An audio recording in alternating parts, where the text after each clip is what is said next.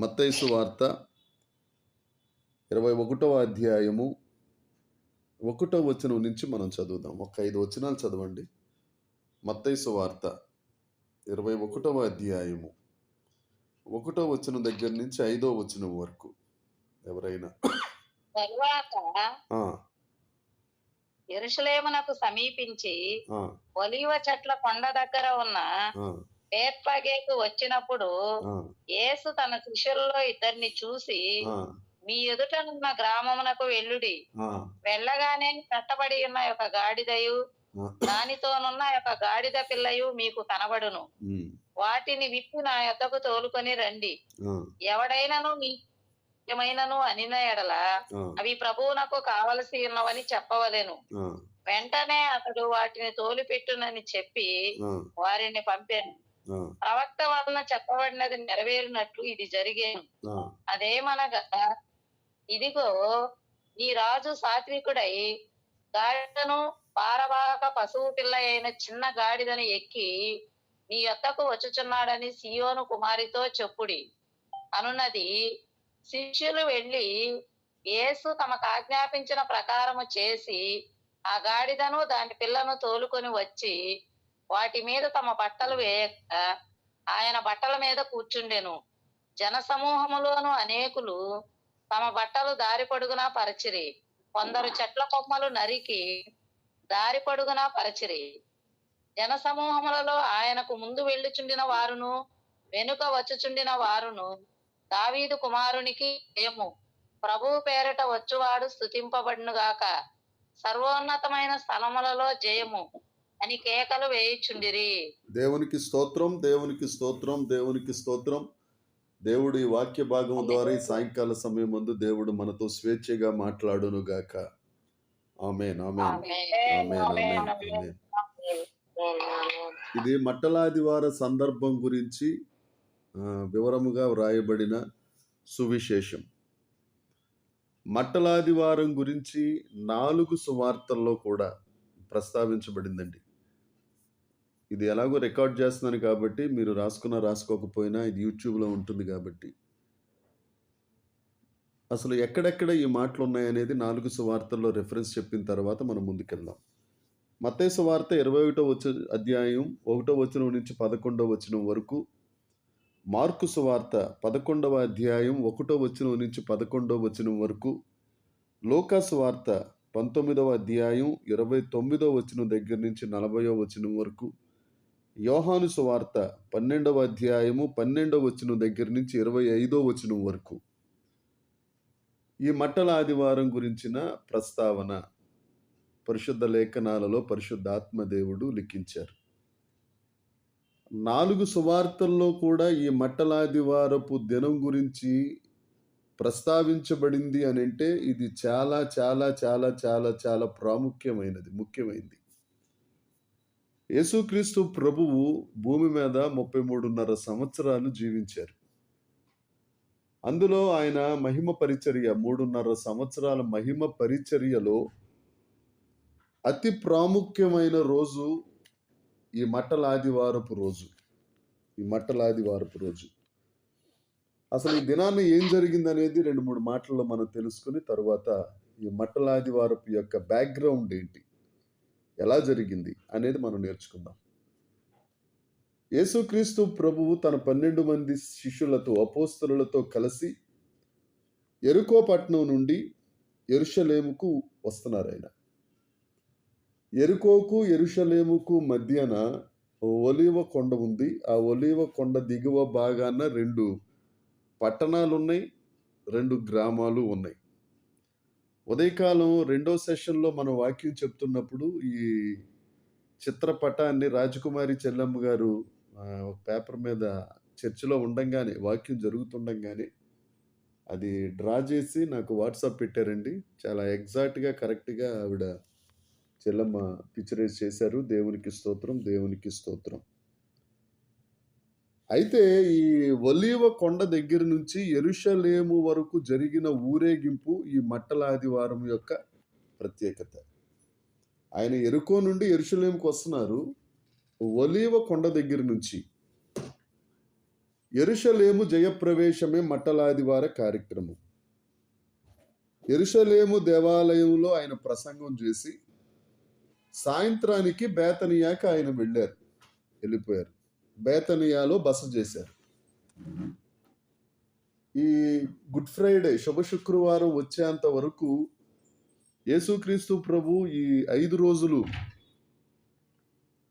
పగలు యెరూషలేములో ఉండడం, సాయంత్రానికి బేతనియాకి వెళ్ళిపోయేవారు.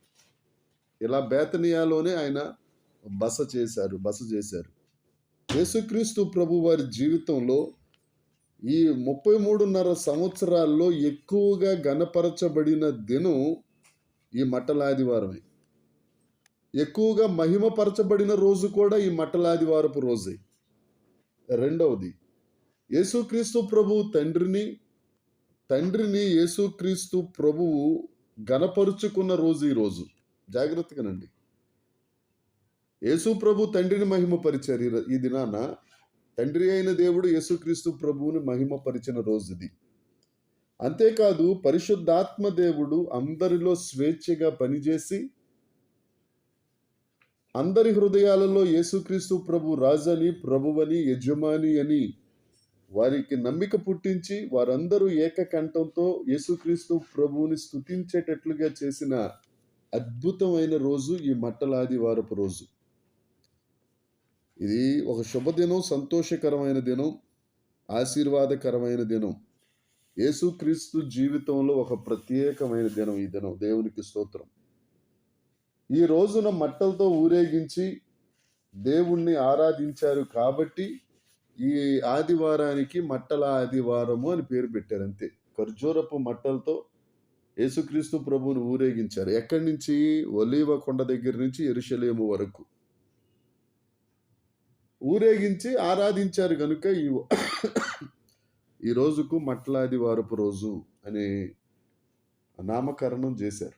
బసమ బుధవారం దగ్గర నుంచి కరెక్ట్గా 40 రోజులు లెక్కేసుకుంటే మట్టలాదివారపు పండుగ వస్తుంది అని, ఆ తరువాత ఈ మట్టలాదివారం నుంచి పరిశుద్ధ వారం ప్రారంభమవుతుంది అని ఒక లెక్క ఒకటి ఉంది. యోధా క్యాలెండర్ ప్రకారం చూస్తే ఇది పస్కా పండుగ దినాలలో, యెరూషలేములో జరిగే పస్కా పండుగ 7 రోజుల దినములలో ఈ పండుగ వస్తుందనేది ఒక క్రమం. అయితే ఈ దినాన ఏం జరిగింది అని అంటే, యేసుక్రీస్తు ప్రభు చెప్పాను కదండి, యెరికో పట్టణం నుంచి వస్తున్నారు. ఆయన యెరూషలేముకు చాలాసార్లు వచ్చారు కానీ ఇక ఆయన 33.5 సంవత్సరాల్లో ఈ 3.5 సంవత్సరాల పరిచర్యలో ఇది చివరి ప్రయాణం యెరూషలేముకి. ఆ ఒలీవ కొండ దిగువన ఉన్న 2 పట్టణాలు కానీ 2 గ్రామాలు కానీ, ఆ బేతనియా, బెత్పగే అనేది మనం ఉదయాన్నే మాట్లాడుకున్నాం. బేతనియా ఖర్జూరపు చెట్లకు, ఖర్జూరపు పండ్లకు ప్రసిద్ధి. బెత్పగే అంజూరపు చెట్లకు, అంజూరపు పండ్లకు అది ప్రసిద్ధి. ఈయన బేతనియా నుండి యెరూషలేముకు బయలుదేరారు. యేసుక్రీస్తు ప్రభు ఒలీవ కొండ దగ్గరికి రాగానే పరిశుద్ధాత్మ దేవుడు అక్కడ కార్యం చేయటం ప్రారంభించారు. ఏమిటా కార్యం అంటే, యేసుక్రీస్తు ప్రభువుని ఘనపరచటం ప్రారంభించారు. యేసుక్రీస్తు ప్రభువు 12 మంది శిష్యులు, వారిలో 2 ఏర్పాటు చేసుకుని పేతురు, యోహాను గారిని పిలిచి, మీరు ఎదురుగా ఉన్న గ్రామానికి వెళ్ళి అక్కడ గాడిద పిల్ల కట్టబడి ఉన్నాయి. మనం చదువుకున్న మత్తయి సువార్తలో మాత్రమే ఈ సందర్భం ఉంటుందండి. గమనించండి. గాడిద పిల్లని మత్తయి సువార్తలో మాత్రమే ఉంటుంది. లూకా సువార్త, మార్కు సువార్త, యోహాను సువార్తలో గాడిద పిల్ల మాత్రమే ఉంటుంది. ఎందుకు ఇలాగా? ఒకవేళ ఏమన్నా పరిశుద్ధాత్మ దేవుడు తప్పు రాయించాడా? మత్తయి గారు తప్పు రాయించారా? పరిశుద్ధ గ్రంథంలో, తెలుగు బైబుల్లో స్పెల్లింగ్ మిస్టేక్స్ ఉండొచ్చు, అక్షర దోషములు ఉండొచ్చు, కానీ అర్థ దోషం ఉండదు. దేవునికి స్తోత్రం. గర్వించవలసిన విషయం ఇది.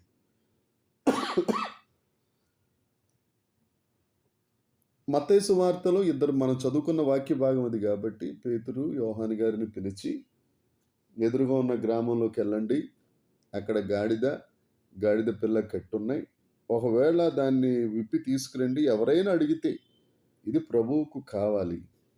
ఇది మన యజమానునికి కావాలి, రాజుకు కావాలని చెప్పండి.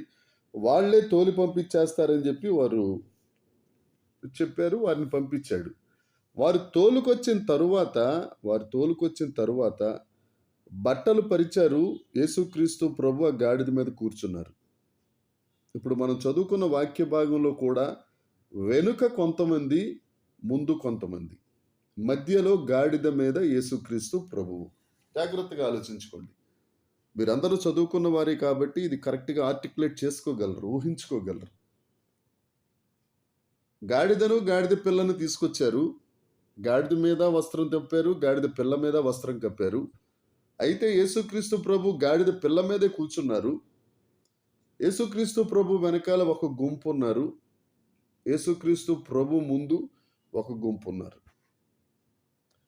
వారు ఈ గాడిద పిల్లను ఊరేగించుకుంటా, గాడిద పిల్ల మీద ఉన్న యేసుక్రీస్తు ప్రభువును ఊరేగించుకుంటూ వెళ్తా ఉంటే, అనేకులు వారి బట్టలు తీసుకొచ్చి దారి పొడుగున పరుస్తా ఉంటే ఈ గాడిద పిల్ల వస్త్రాల మీద నడుస్తుంది. అప్పటిదాకా కట్టబడున్న ఈ గాడిద, విడుదల లేని ఈ గాడిద, కనీసం దాని పరిస్థితి కూడా బాగోలేని ఈ గాడిద తలెత్తుకుని బట్టల మీద నడుస్తుంది. అంతేకాదు, ఆ చుట్టుపక్కల రహదారికి పక్కన ఉన్న ఖర్జూరపు మట్టలు, చిన్న చిన్న కొమ్మలు తీసుకొచ్చి దారి మీద వేస్తా ఉంటే విజయోత్సాహంతో, విజయగర్వంతో రాజును ఊరేగిస్తున్నాను అని జకరియా 9:9 ప్రకారం మన రాజు దీనుడై గాడిద పిల్లను ఎక్కి వస్తున్నాడని, ఆ గాడిద పిల్లను నేనైనందుకు సంతోషిస్తూ, ఆనందిస్తూ, ఆ గాడిద అత్యుత్సాహంతో అతిశయిస్తూ దేవుని యందు గర్విస్తూ వెళ్తా ఉంది. ఏమండి, ఇంతవరకు నడవడానికి అర్హత లేని గాడిద ఇప్పుడు బట్టల మీద నడుస్తుందండి. మన మీద ఎప్పుడైతే యేసుక్రీస్తు ప్రభు ఉంటారో మన విలువ అమాంతం పెరిగిపోద్ది. మన విలువ. ఏమండి, ప్రభువు మన మీద కూర్చుంటే సరిపోద్ది. ఒలీవ కొండ దగ్గర నుంచి ప్రయాణం ప్రారంభమైంది. ఎక్కడికి? యెరూషలేముకు ఊరేగించుకుంటూ వెళ్తున్నారు. ఏమంటున్నారు వీళ్ళందరూ? దావీదు కుమారుడా జై, దావీదు కుమారుడా జై జై, దావీదు కుమారుడా జయము, దావీదు కుమారుడా జయము జయము అని జయోత్సాహమే మారుమోగిపోతుంది ఆ దారంతా. ఏమండి, ప్రభువు పేరట వచ్చువాడు స్తుతింపబడును గాక అని స్తుతిస్తున్నారు. సర్వోన్నతమైన స్థలములలో జయము అంటూ కేకలేస్తూ, దేవుణ్ణి ఆరాధిస్తూ, దేవుణ్ణి ఊరేగిస్తూ ఖర్జూరపు మట్టలు చేత పట్టుకున్నారు వెళ్తున్నారు. ఈ ఒలీవ కొండ దగ్గర నుంచి, ఈ బేతనియా దగ్గర నుంచి యెరూషలేముకి ఈ ఊరేగింపు వెళ్తా ఉంటే, యెరూషలేము నుండి ఒక గుంపు వస్తుంది వీళ్ళకి ఎదురు. జాగ్రత్తగానండమ్మా. ఒక గుంపు యేసుక్రీస్తు ప్రభు మధ్యన ఉన్నారు. ముందు కొంతమంది, వెనుక కొంతమంది. సర్వోన్నతమైన స్థలములలో జయము జయము, ప్రభువుకు పేరట వచ్చువాడు ఇజ్రాయేలు దేవునికి జయము జయము, దావీదు కుమారునికి జయము అని వీళ్ళు ప్రతిగానాలు చేస్తూ, డాన్సులు వేసేవాళ్ళు డాన్సులు చేస్తూ, అత్యుత్సాహంతో ఊరేగిస్తూ, సంభ్రమాశ్చర్యములతో దేవుణ్ణి ఊరేగిస్తూ తీసుకెళ్తా ఉంటే ఈ కౌరు యెరూషలేము వారికి అంది. యెరూషలేము నుండి ఒక గుంపు పెద్దలు, ఎందుకు చెప్తున్నానంటే పెద్దలు తర్వాత చిన్న మాట ఉంటుందండి. పెద్దలు వారు ఖర్జూరపు మట్టలు పట్టుకుని అటు నుంచి నాట్యం చేస్తా దావీదు కుమారునికి జయము, దావీదు కుమారునికి జయమని యెరూషలేము నుండి బేతనియా వైపు వస్తున్నారు కొంతమంది దేవుణ్ణి స్తుతించుకుంటా. వాళ్ళు వీళ్ళు కలిసి యెరూషలేము చేరారు. మొత్తానికి ఊరేగింపు యెరూషలేము వెళ్ళిపోయింది. యెరూషలేము గుమ్మంలో అడుగు పెట్టగానే యెరూషలేము అంతా కలవరం ప్రారంభమైంది. ఏమండి, ఈయన ఎవరో అన్న కలవరం అక్కడ ఉన్న పరిసయ్యులకు, శాస్త్రులకు, యెరూషలేము పెద్దలకు, వీరందరికీ ఈయన ఎవరో, ఈయన ప్రవక్త కదా, ఈయన నజరేయుడైన యేసు కదా అని ఒక్కొక్కరు వారికి ఇష్టం వచ్చినట్టుగా వీళ్ళు తర్జనా భర్జనా పడతా ఉంటే చిన్నపిల్లలు మ్యాక్సిమం ఎంత ఉంటుందంటే మన ట్విన్నీ ఏజ్ 5 సంవత్సరాల నుంచి 8 సంవత్సరాల పిల్లలు, వాళ్ళు దేవుణ్ణి గంభీరంగా స్తుతిస్తూ, దేవుణ్ణి ఆరాధిస్తూ వాళ్ళు కూడా ఏమంటున్నారు? దావీదు కుమారుడా జై, దావీదు కుమారునికి జై జై, సర్వోన్నతమైన స్థలములలో దేవునికి మహిమ, ప్రభువు పేరిట వచ్చువాడు ఇజ్రాయేలు దేవునికి స్తోత్రమని వాళ్ళు అరుస్తున్నారు. ఏమండి? చంటి పిల్లల యొక్క స్తోత్రములతో నువ్వు ఒక దుర్గాన్ని కట్టుకుంటావని దావీదు గారు 8వ కీర్తన 2వ వచనంలో చెప్పిన ప్రవచనం నెరవేర్చడానికి చంటి పిల్లలు దేవుణ్ణి మహిమపరుస్తుంటే వారి శబ్దానికి, ఈ పెద్దల శబ్దానికి, ఈ శిష్యుల శబ్దానికి, వాళ్ళ నృత్యాలకు అక్కడున్న వారందరికీ అసలు ఏమి బుర్ర పనిచేయక ఆ శాస్త్రులు పరిసయ్యులు తట్టుకోలేకపోతున్నారు. ఎందుకనంటే యేసుక్రీస్తు ప్రభు అంటే వాళ్ళకి ఇష్టం ఉండదు. వాళ్ళు యేసు ప్రభు దగ్గరికి వచ్చి, బోధకుడా ఈ చిన్న పిల్లలను ఈ శిష్యులను ఇలా కేకలేస్తున్నారు, వీళ్ళు క్రమం లేకుండా ఉన్నారు, దేవుని ఆలయంలో వీళ్ళకి క్రమం లేదు, పెద్ద చిన్న తారతమ్యం లేకుండా పిల్లలు అరుతున్నారు, పెద్దోళ్ళు అరుతున్నారు, అసలు ఏంటి గోల? దేవుణ్ణి స్తుతించడం వారికి ఇష్టం లేదు. కొంతమందికి ఇప్పుడు కూడా దైవ ఆలయాలలో దేవుణ్ణి ఆరాధించడం అన్నా, దేవుణ్ణి స్తుతించడం అన్నా వారికి గోల. జాగ్రత్తగా హుందాగా రావాలి.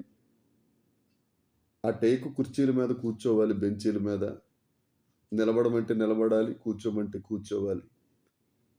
ఏమంటే బైబిల్ కూడా ఒళ్ళో పెట్టుకోవడానికి కాదు, ఎదురుగుండా పెట్టుకోవడానికి చిన్న షెల్ఫ్ లాంటి ఆ ఏర్పాటు ఉంటుంది ఫ్రంట్ లైన్ చర్చెస్లో. వీళ్ళకి ఆరాధన అంటే చాలా ఇబ్బంది. ఈ బ్యాచ్ అంతా ఎక్కడోళ్ళు అని అంటే ఆ యెరూషలేములో ఉన్న శాస్త్రులు, పరిసయ్యులు, మత పెద్దలు, ఇలాంటి వాళ్ళు అనమాట. ఉదయం కూడా మాట్లాడుకున్నప్పుడు ప్రభు చెప్పారు కదా, ఏమంటే వీళ్ళు మౌనంగా ఉంటే రాళ్ళు కేకలేస్తాయి. తర్వాత మీరు తీరికున్నప్పుడు చదువుకోండి, లోకాసు వార్త 19వ అధ్యాయం 45వ వచనంలో. అది యేసుక్రీస్తు ప్రభువుని మహిమపరిచే సమయం. అది యేసు ప్రభువుని ఘనపరిచే సమయం, దేవుని కొరకు నోరు తెరిచే సమయం. మనం ఎప్పుడైతే ఆయన ప్రభువుగా ఒప్పుకుంటామో, ఆ యేసుక్రీస్తు ప్రభువుని రాజుగా ఒప్పుకుంటామో,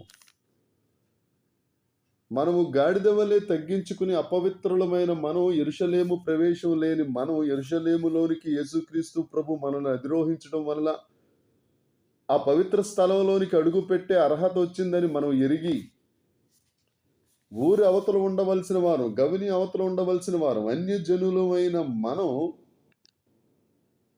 అతి పరిశుద్ధ స్థలంలోనికి అడుగు పెట్టడానికి దేవుడు కృప చూపించారని మన హృదయాల్లో ఎరిగినట్లయితే ఆయనను గొంతెత్తి ఆరాధించకుండా ఉండలేము. నువ్వు గొంతెత్తి ఆరాధించట్లేదు, నువ్వు గొంతు పెగలలేదు, నువ్వు చప్పట్లు కొట్టడానికి చేతులు రావట్లేదు అని అంటే నీకు ఇంకా ఆయన నీ రాజుని నీకు ఇంకా నిర్ధారణ కాలేదు, నువ్వు ఒప్పుకోలేదు. మారు మనసు పొందావు, బాప్తిజం తీసుకున్నావు, అన్నీ ఉన్నాయి, కానీ పరిశుద్ధాత్మ అనుభవం లేదు అని దానికి అర్థం. ఇక అంతే, దానికి పెద్ద లెక్క అక్కర్లేదు. పరిశుద్ధాత్మ దేవుడు గనక నిన్ను ఒప్పిస్తే తప్పక నోరు తెరుస్తావు, ఎక్కడ లేని శక్తితో దేవుణ్ణి ఆరాధిస్తావు. ఆ శక్తి ఎక్కడి నుంచి వస్తుంది అనేది దేవుని కృపే, దేవుని కృపే. ఏమండి? లోకాసు వార్త 19వ అధ్యాయం 37వ వచనం ఒకసారి చదివి పెట్టండి అమ్మా. లోకాసు వార్త 19:37. దేవునికి స్తోత్రం. ఒలీవల కొండ నుండి దిగ్గుచోటికి ఆయన సమీపించుచున్నప్పుడు శిష్యుల సమూహం అంతయు సంతోషించుతూ ప్రభువు పేరట వచ్చు రాజు స్తుతింపబడును గాక అని దేవుని పరలోకమందు సమాధానమును,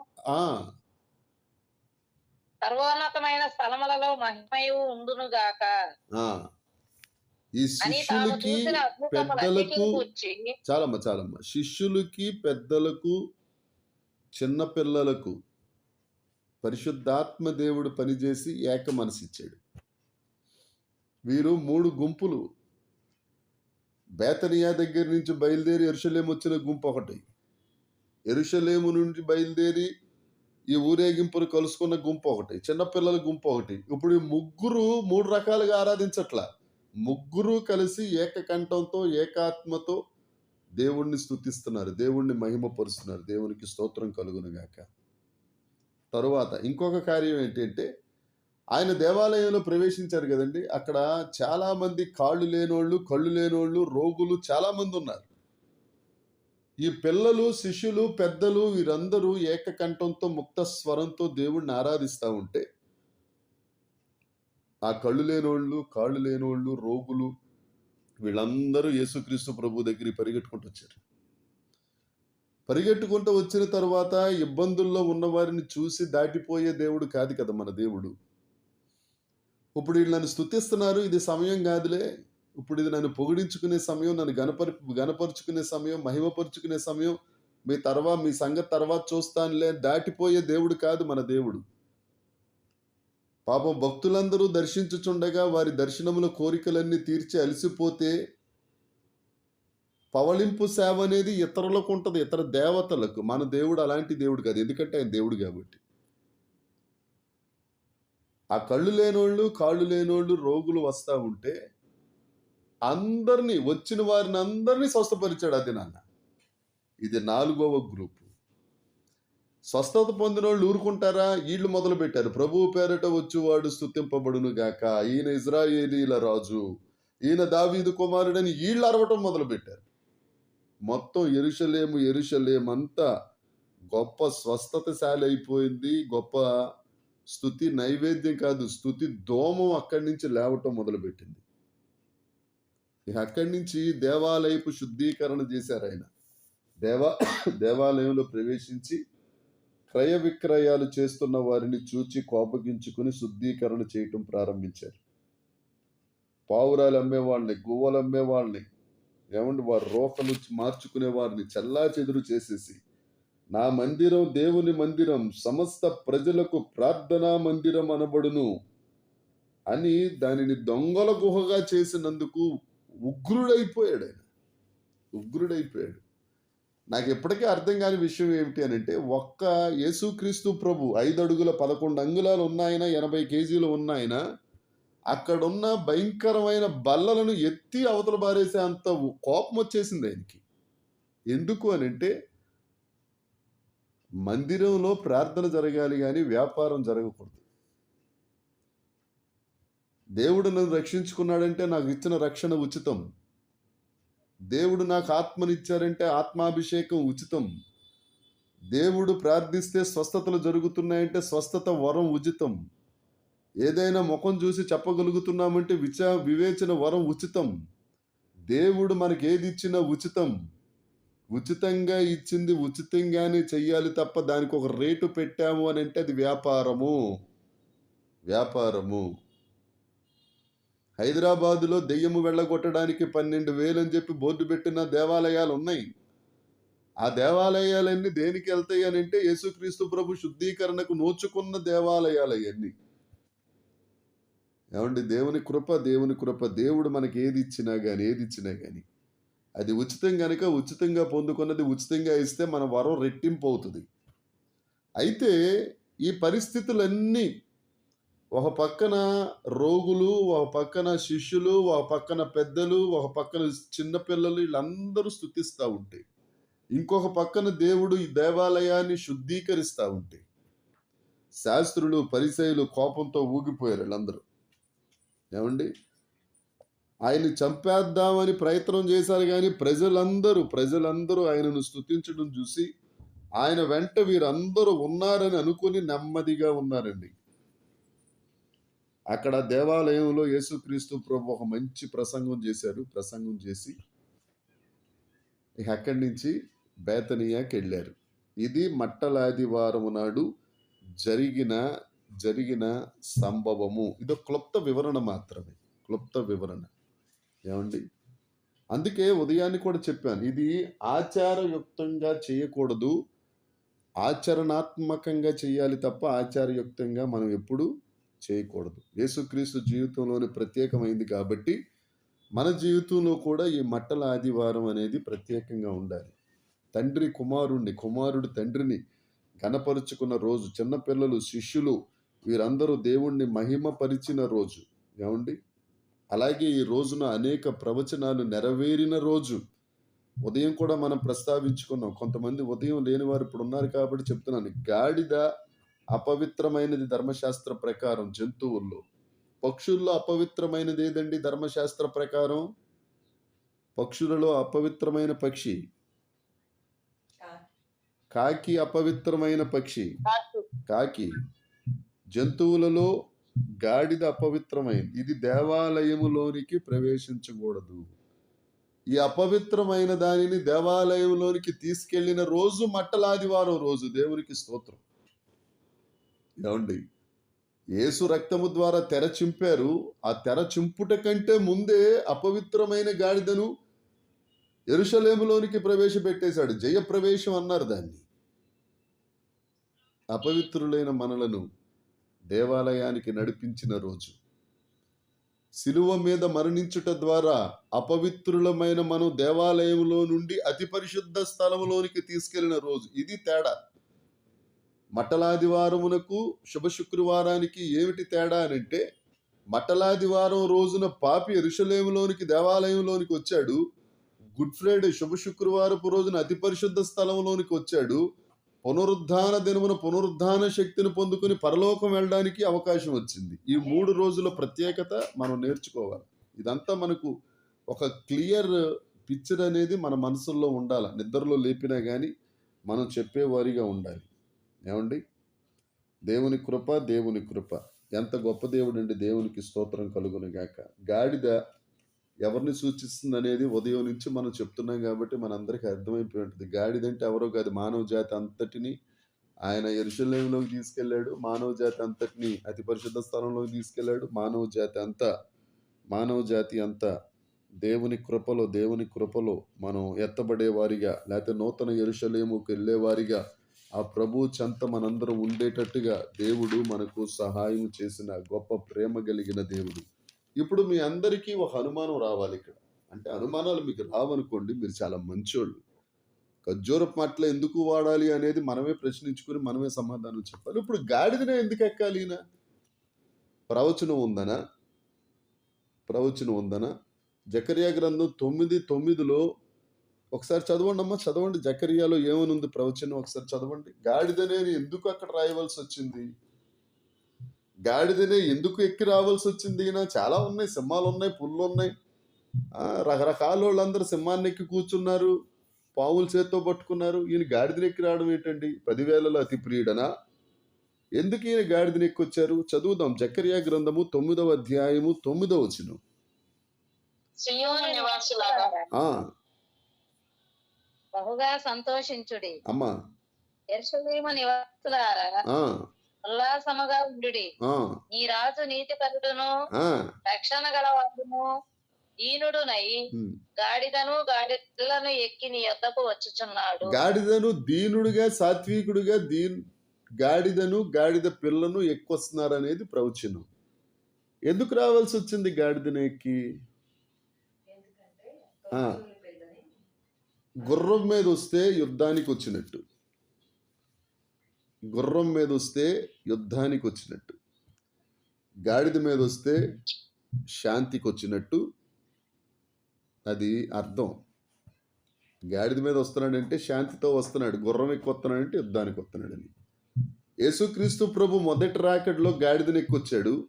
యేసుక్రీస్తు ప్రభు రెండో రాకడలో గుర్రాన్ని ఎక్కువస్తాడు. ఏమండి, యేసుక్రీస్తు ప్రభు మొదటి రాకడలో ప్రేమ కలిగిన దేవుడిగా, శాంతియుతంగా సమాధానం ఇచ్చే దేవుడిగా వచ్చారు. రెండవ రాకడలో గుర్రాన్ని ఎక్కి యుద్ధం చేయటానికి రాబోతున్నాడు. అది తేడా.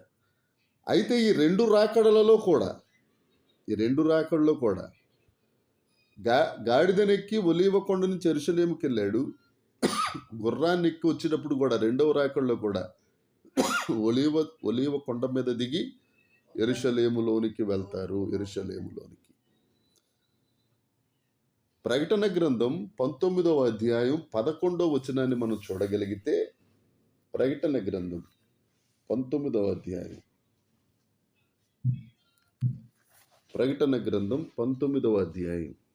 11వ వచనం చదువుతారమ్మా ఎవరన్నా?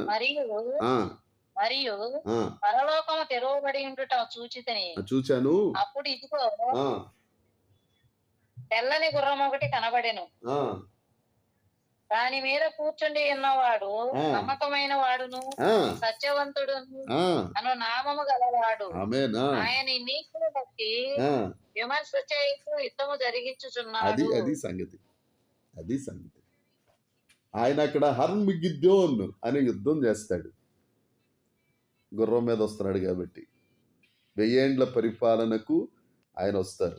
తర్వాత ప్రపంచ శాంతి జరుగుతుంది. తర్వాత నూతన సృష్టి జరుగుతుంది. ఇది ఇక రెండవ రాకడ గురించి. అయితే మత్తయి సువార్తలోనే గాడిద పిల్లని ఎందుకు రాయాల్సి వచ్చింది?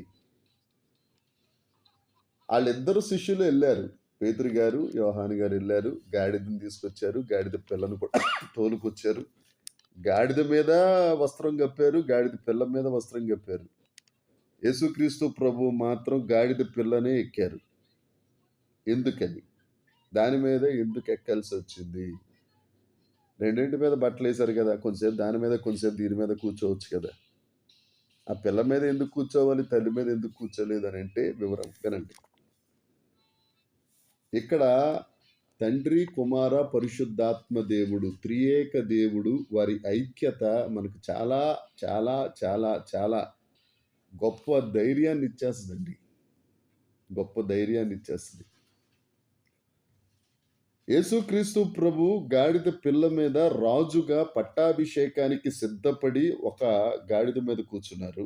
పిల్ల గాడిద మీద రాజును నియమించడానికి తండ్రి అయిన దేవుడు, ఆత్మస్వరూపి అయిన దేవుడు, దేవునికి స్తోత్రం, ఆయన పెద్ద గాడిదను అధిరోహించారు. తండ్రి అయిన దేవుడు, తండ్రి అయిన దేవుడు ఆయన తండ్రిగా కుమారుణ్ణి అభిషేకించడానికి పెద్ద గాడిదను తండ్రి దేవుడు అధిరోహిస్తే,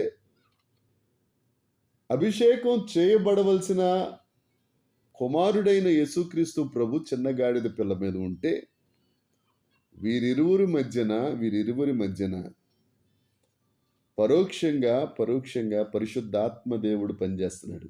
ఏ తండ్రి అయిన దేవుడు ఎందుకు కనపడలేదు అని అంటే, ఆయన మహిమ స్వరూపుడు, అదృశ్య సత్య స్వరూపము. ఆయన్ని చూస్తే చచ్చిపోతారు జనాలు. ఏమండి? ఆత్మదేవుడు అక్కడ అందరిలో చేరి రాజును ఆరాధించేటట్టుగా ఆత్మదేవుడు చేశాడు. తల్లి గాడిద మీద తండ్రి అయిన అదృశ్య దేవుడు అధిరోహించారు. పిల్లగాడిద మీద రాజుగా పట్టాభిషేకం చేయటానికి సిద్ధపడిన యేసుక్రీస్తు ప్రభు ఉన్నారు. కొన్ని ప్రవచనములు ధర్మశాస్త్రమునందు ప్రవక్తలు పలికిన పలుకులు నెరవేరునట్లుగా ఈ గాడిద పిల్ల, తండ్రి అయిన దేవుడు, కుమారుడైన దేవుడు, పరిశుద్ధాత్మ దేవుడు ముగ్గురు అక్కడ పనిచేసి యేసుక్రీస్తు ప్రభును రాజుగా పట్టాభిషేకము చేసిన పండుగ ఈ మట్టలాదివారపు పండుగ. ఉదయం నుంచి నేను పట్టాభిషేక పండుగ అని ఎందుకంటున్నానంటే, ఆ బేతనియా, ఆ ఒలీవల కొండ దిగువన ఆ చిన్న గాడిద పిల్లనెక్కిన ఆ రాజు అయిన యేసుక్రీస్తు ప్రభువుని తండ్రి అయిన దేవుడు అభిషేకించిన రోజు అదే కదా. ప్రారంభించి నేను చెప్తున్నాను, యేసుక్రీస్తు ప్రభు తండ్రి యేసుక్రీస్తు ప్రభువుని గణపరుచుకున్న రోజు మట్టలాదివారపు రోజు. దీనిని మట్టలాదివారపు రోజు అనే దానికంటే పట్టాభిషేక పండుగ రోజు అని అంటే బ్రహ్మాండంగా ఉంటుంది. చేసింది తండ్రి అయిన దేవుడు, చేయించుకున్నది కుమారుడైన దేవుడు, సహకరించింది ఆత్మస్వరూపి అయిన పరిశుద్ధాత్మ దేవుడు. ఇది ఇక్కడ అభిషేకం అయింది. 1000 ఏండ్ల పరిపాలన మొదటి రోజున మరలా ఇదే పరిస్థితి రిపీట్ అవుతుంది. తండ్రి అయిన దేవుడు మరొక్కసారి యేసుక్రీస్తు ప్రభువుని అభిషేకిస్తాడు. పరిశుద్ధాత్మ దేవుడు సహకారంతో ఉంటాడు. రెండు కూడా ఒలీవల కొండ దగ్గర నుంచి. మొదటి రాకడలో ఒలీవల కొండే యెరూషలేమే, రెండవ కొండ ఒలీవల కొండే యెరూషలేమే.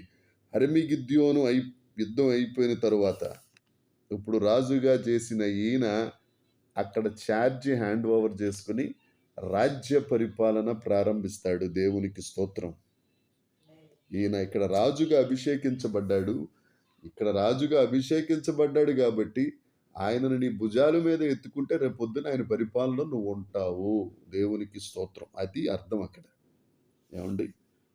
ఒకవేళ ఎవరైనా రక్షింపబడని వారుంటే, వారు రక్షణలోనికి వచ్చిన తర్వాత యేసు అనే రాజును వారు ఎత్తుకోవాలి.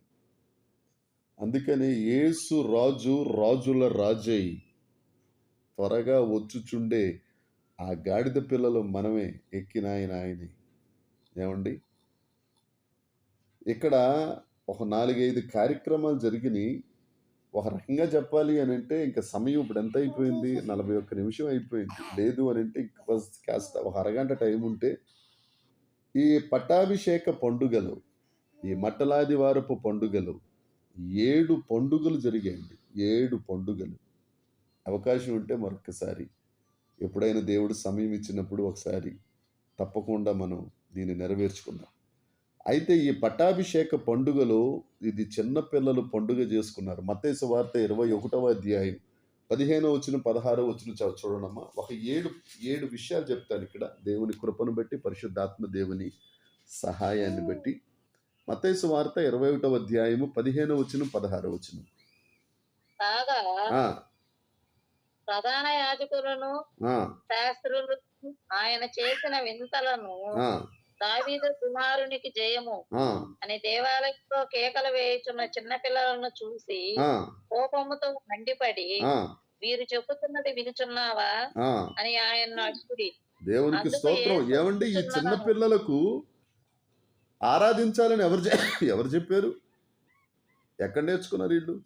వీళ్ళకి ఎలా తెలుసు ఆయన ఆరాధించాలి అని అంటే పరిశుద్ధాత్మ దేవుడు సహాయం చేస్తే రాళ్లే స్తుతించినప్పుడు చిన్నపిల్లలు స్తుతించడం ఏమాత్రం? స్తుతించుట అనేది పూర్తిగా కంప్లీట్గా పరిశుద్ధాత్మ దేవుడు చేసే కార్యము. ఆయన ఆధీనంలోనికి మనం వెళ్ళిపోగలిగినప్పుడు ఆ స్థితిలో ఉన్న మాధుర్యం ఏమిటో, ఆ కృపలో ఉన్న సంతోషం ఏంటో, ఆ సన్నిధిలో ఉన్న నిత్య సంతోషం ఏంటో మనకు అర్థమైపోతుంది. తరువాత శిష్యులు చేసుకున్న పండుగ ఇది. మొదటిది చిన్నపిల్లలు, తరువాత శిష్యులు చేసిన పండుగ. లూకాసు వార్త 19వ అధ్యాయం 37వ వచనం 38వ వచనం.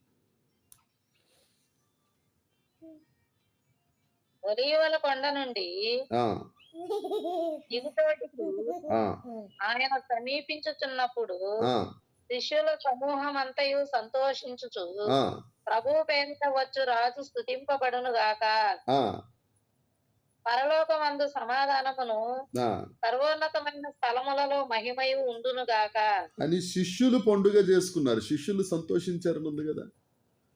వీరిలో కూడా పరిశుద్ధాత్మ దేవుడు పనిచేసి ఆయనను నమ్ముకున్న వారందరూ స్తుతించే పండుగ ఇది, గణపరిచే పండుగ, సువార్త ప్రకటించే పండుగ. మూడవది మట్టలు పట్టుకుని దేవుణ్ణి ఆరాధించే పండుగ. నేను చెప్పదలుచుకున్న 7 పండుగలు ఇది కాదండి. అది కొద్దిగా అర్థవంతంగా ఉంటుంది, కొద్దిగా టైం తీసుకుని చెప్పాలి కాబట్టి ఇది మామూలుగా అక్కడ జరిగిన సంగతులు చెప్తున్నాను. యోహాను సువార్త 12వ అధ్యాయము 12వ వచనం మనం ఉదయకాలం చదువుకున్న మాట. మరునాడు ఆ, ఆ పండుగకు వచ్చిన బహుజన సమూహము ఆ, యేసు యెరూషలేమునకు వచ్చుచున్నాడని విని ఆ, ఖర్జూరపు మట్టలు పట్టుకొని ఆ, ఆయనను ఎదుర్కొనబోయి ఆ. జయము ప్రభువు పేరిట వచ్చుచున్న ఇశ్రాయేలు రాజు స్తుతింపబడును గాక అని కేకలు వేసిరి. చాలమ్మా, చాలు. ఇది ఆరాధించే పండుగ, మట్టలు పట్టుకుని ఆరాధించే పండుగ. ఉదయం కూడా మనం ప్రకటన 7:9లో అనుకున్నాం. మరలా ఇప్పుడు మట్టలు పట్టుకుని దేవుణ్ణి ఆరాధించిన వారే ప్రతి జనము నుండి, ప్రతి వంశములో నుండి, ప్రతి తెగలో నుండి కొన్ని లెక్కింపజాలనంత కోట్ల మంది ఖర్జూరపు మట్టలు పట్టుకుని సింహాసనాసీనుకి, గొర్రె పిల్లకు జయము జయము అని ఆరాధించే రోజు రాబోతుంది. దేవునికి స్తోత్రం. యేసయ్య దేవాలయంలో ఉన్న వారందరూ మట్టలు పట్టుకుని వీధుల్లో తిరిగి, 4 గోళ్ల మధ్యన కాదండి, ఒక్క చిన్న పిల్ల కూడా, ఆఖరికి అందరిలో చిన్నది గ్రేసీ కూడా రోడ్డు మీదకి ఎక్కి ఊరే ఆ ఎండలో, ఆ మండు టెండలో ఖర్జూరపు మట్టలు పట్టుకుని దేవుణ్ణి ఆరాధించాం. అదే మరలా ప్రకటన గ్రంథం 7వ అధ్యాయం 9వ వచనంలో మనం చదివాం. అది మన జీవితంలో నెరవేరును గాక. హల్లెలూయా, హల్లెలూయా. అది జరుగుద్ది, నమ్మండి అంతే. మనం మట్టలు ఇప్పుడు పట్టుకున్నాం. మరలా ఆయన రాజుల రాజుగా వచ్చినప్పుడు, రెండవ రాకడలో వచ్చినప్పుడు తప్పక తప్పక తప్పక దేవునికి స్తోత్రం కలుగును గాక. 4వది స్వస్థతల పండుగ. స్వస్థతల పండుగ మత్తయి సువార్త 21వ అధ్యాయం 13, 14 వచనాలు.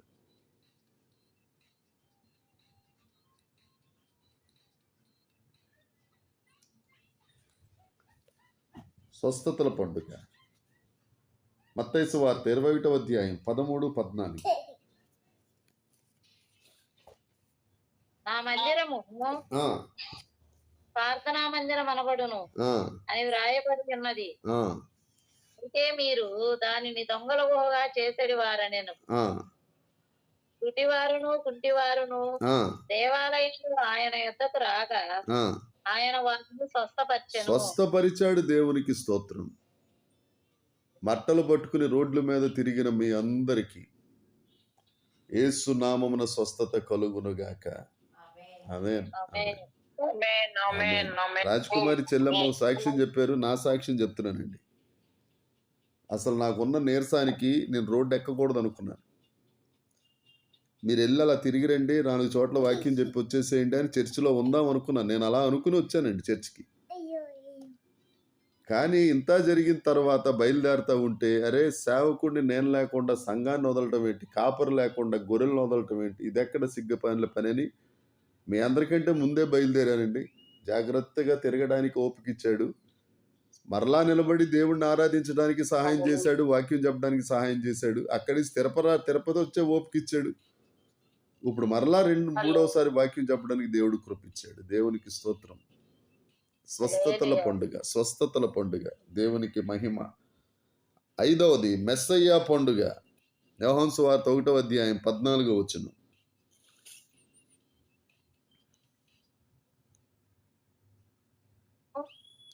ఆ వాక్యము ఆ, శరీరధారి అయి ఆ, కృపాసత్య సంపూర్ణుడుగా ఆ, మన మధ్య నివసించెను. ఆ, తండ్రి వలన కలిగిన అద్వితీయ కుమారుని మహిమ వలె ఆ.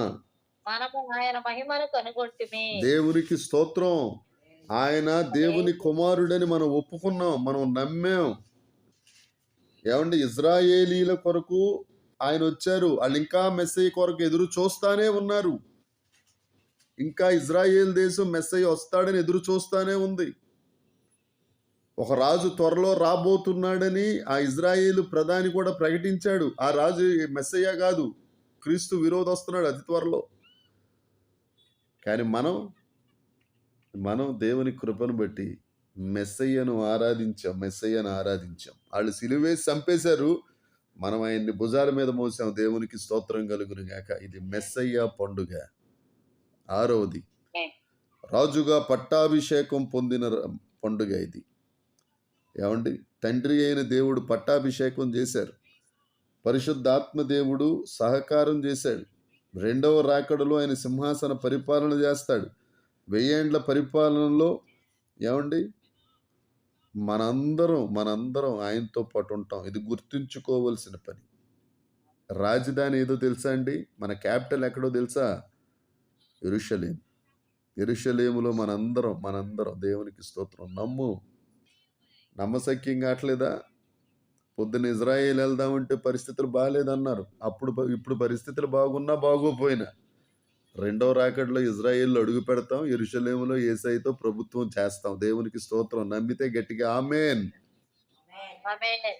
ఆమేన్, ఆమేన్, ఆమేన్, ఆమేన్. దేవునికి స్తోత్రం, దేవునికి స్తోత్రం. 7వది దేవాలయమును శుద్ధీకరించిన రోజు. ఏమండి, యోహాను సువార్త 12:20. యోహాను సువార్త 12:20.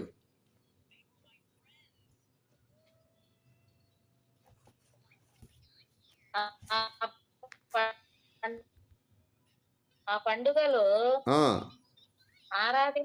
ఆరాధింపవచ్చిన వారిలో ఆ, కొందరు గ్రీసు దేశస్థులు ఉండిరి. ఆ, వారు గలిలయలోని ఉమ్, బెత్సయిదా వాడైన ఆ, ఫిలిప్పునొద్దకు వచ్చి, ఆ, అయ్యా, మేము యేసును చూడగోరుచున్నామని అతనితో చెప్పగా, ఆ, ఫిలిప్పు వచ్చి ఆంద్రేయుతో చెప్పెను. ఆ, ఆంద్రేయును ఫిలిప్పును వచ్చి యేసుతో చెప్పిరి. ఆ, అందుకు యేసు వారితో ఇట్లనెను, ఆ, మనుష్య కుమారుడు మహిమ పొందవలసిన గడియ వచ్చి ఉన్నది. ఆ, గోధుమ గింజ భూమిలో పడి చావకుండిన ఎడల ఆ, అది వంటి ఎండును, ఆ. అది సత్యం ఎడల విస్తారముగా ఫలించును. యేసుక్రీస్తు ప్రభు ప్రసంగం చేశారని చెప్పాను కదండి, అది ప్రసంగం, ఆఖరి ప్రసంగం, గోధుమ గింజ గూర్చిన ప్రసంగం. యేసుక్రీస్తు ప్రభు వారు 3.5 సంవత్సరాల మహిమ పరిచర్యలో ఆఖరి ప్రసంగం అది. గోధుమ గింజ ప్రసంగం అంటారు దాన్ని. గోధుమ గింజ చచ్చిపోతేనే గాని అది బహుగా విస్తరించదు కదా. మనం కూడా శ్రమల పడి, మనం కూడా బాప్తిజం ద్వారా మృతి చెంది మరలా పునరుద్ధాన శక్తితో నింపబడితేనే కదా ఆయనను మహిమపరచు వారిగా ఉంటాం. దేవుని యందు ప్రియమైన వారులారా, దేవాలయాన్ని శుద్ధీకరించి ఆయన చెప్పిన మాట, మన దేహమే దేవాలయం ఉండగా ఈ మట్టలాదివారపు దినమున, ఈ పట్టాభిషేక పండుగ దినమున దేవుడు మన దేవాలయమును, మన దేహమును శుద్ధీకరించి అది గోధుమ గింజై విస్తరించినట్లు దేవుడు కృప చూపును గాక. దేవునికి స్తోత్రం కలుగును గాక. ఈ మట్టలాదివారపు దినమున ఆయన శుద్ధీకరణ చేసి ఈ ప్రసంగాన్ని చేసి రాత్రికి బేతనియా వచ్చేసారండి. బేతనియా మరియా, మార్తా, లాజరు గారి ఇంటి దగ్గర ఆయన బస చేశారు. సోమవారం దినమున ఏం చేశారు? ఆయన బేతనియా నుండి ఎక్కడికి వెళ్ళారు, ఏం చేశారు అనేది రేపటి దినం సాయంత్రం మన ద్వారా మనకు దేవుడు బోధించునుగాక. ఆమేన్, ఆమేన్, ఆమేన్. దేవునికి స్తోత్రం, దేవునికి స్తోత్రం. దేవుడు ఈ మాటలను మనందరి వినికిడిలో దీవించునుగాక. కాబట్టి దీనిని ఇప్పటి వరకు మట్టలాదివార పండుగ అన్నాం. ఇక నుంచి పట్టాభిషేక పండుగ అంటే బాగుంటుందని నా ఉద్దేశం. దేవుడు అట్టి కృపను మనందరికి అనుగ్రహించునుగాక. ఆమేన్, ఆమేన్, ఆమేన్, ఆమేన్.